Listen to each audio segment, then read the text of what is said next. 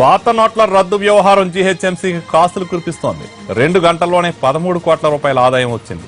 పాత 500, 1000 రూపాయల నోట్లతో జీహెచ్ఎంసీ ఆస్తి పన్ను, ఇతర కరెంట్ బిల్లులు చెల్లించేందుకు అవకాశం కల్పించింది జీహెచ్ఎంసీ. 5 ఏళ్ల ట్యాక్స్ ఒకేసారి చెల్లించేందుకు ఆఫర్ ఇవ్వడంతో ప్రజలు జీహెచ్ఎంసీ కౌంటర్లు, మీ సేవ కేంద్రాలకు క్యూ కడుతున్నారు. ఇవాళ అర్ధరాత్రి వరకు మీ సేవ కేంద్రాలు తెరిచి ఉండనున్నాయి. మరోవైపు పన్ను చెల్లింపుల కోసం జీహెచ్ఎంసీ ప్రత్యేక కౌంటర్లను ఏర్పాటు చేసింది.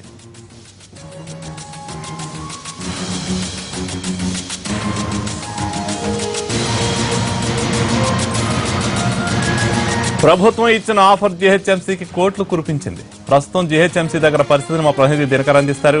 దినకర్, కేవలం 2 గంటల వ్యవధిలోనే 13 కోట్ల రూపాయల పాత నోట్లు వచ్చాయి. దీనిపై జీహెచ్ఎంసీ అధికారులు ఏం చెప్తున్నారు? గ్రేటర్ హైదరాబాద్ లో ప్రాపర్టీ ట్యాక్స్ ని వసూళ్లు ప్రారంభమైందని చెప్పుకోవచ్చు. దీనికి సంబంధించి జీహెచ్ఎంసీ ఎప్పటికప్పుడు ప్రత్యేకమైనటువంటి ఏర్పాట్లు చేస్తుంది.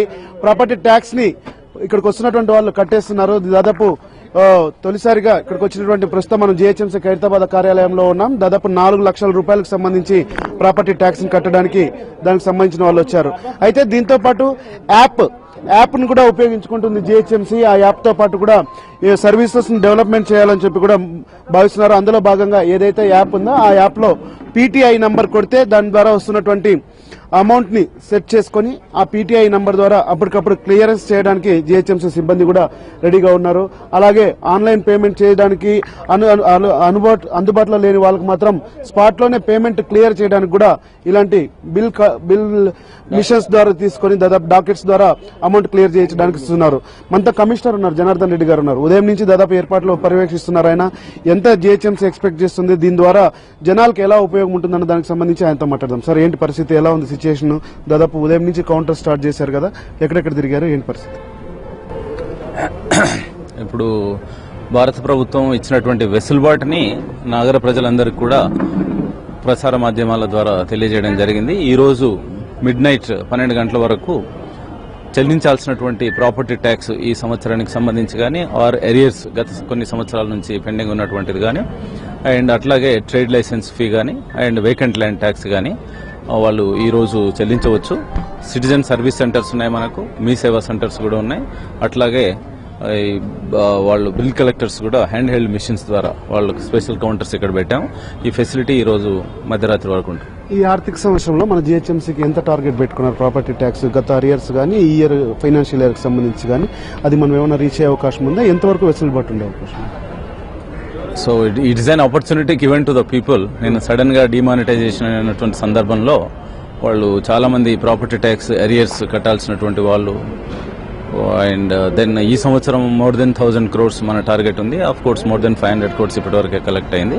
అండ్ ముఖ్యంగా ఏరియర్స్ ఉన్నటువంటి వాళ్ళకు కూడా ఇది ఒక అవకాశంగా ఉపయోగించుకుని వాళ్ళు పే చేస్తే బాగుంటుంది. ఓకే, ఇక్కడ ఉన్నటువంటి స్టాఫ్ కి ఏమైనా గైడ్ లైన్స్ చేయడం జరిగిందా దాదాపు? ఎందుకంటే మీరు మీ సేవా సెంటర్స్ చెప్తున్నారు, ఆ తర్వాత జీహెచ్ఎంసీ సెంటర్స్ కూడా చెప్తున్నారు.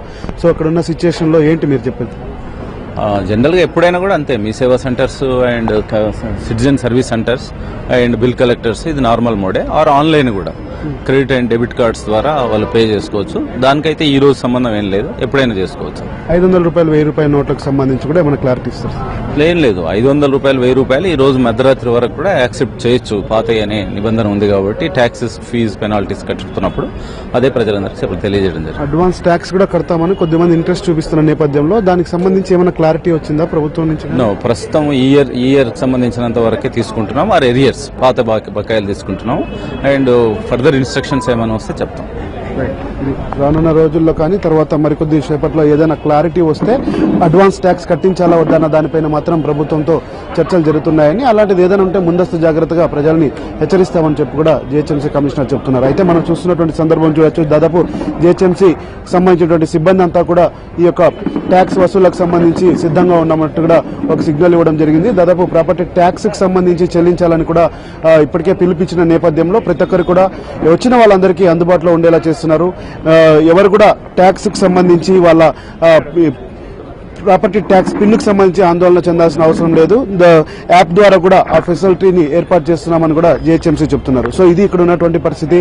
ఓవరాల్ గా చూస్తే జీహెచ్ఎంసీ ఆర్థిక పరిస్థితిని మెరుగుపరుచుకునే విధంగా జీహెచ్ఎంసీ ప్రాపర్టీ ట్యాక్స్ ను వసూలు చేసుకునేందుకు ఈ యొక్క సందర్భాన్ని, ఈ సంక్షోభాన్ని వాడుకుంటున్నారని చెప్పవచ్చు. సో ఓవరాల్ గా చూస్తే ఎంత వసూలు అవుతుందన్న దానిపైన మాత్రం ఇంకా వెయిట్ చేయాల్సిన పరిస్థితి ఉంది. దాదాపు జీహెచ్ఎంసీకి సంబంధించినటువంటి 24 సర్కిల్లో కూడా వందలాది కౌంటర్లు ఏర్పాటు చేసి ప్రజల దగ్గర నుంచి ఆస్తి పన్ను వసూలు, అలాగే ట్రేడ్ లైసెన్సులను, అలాగే దాంతో పాటు ఏదైతే ల్యాండ్ కు సంబంధించిన ఓపెన్ ల్యాండ్స్ ఉన్నాయో దానికి సంబంధించినటువంటి ప్రాపర్టీ ట్యాక్స్ కూడా వసూలు చేయాలని జీహెచ్ఎంసీ భావిస్తుంది. కెమెరామెన్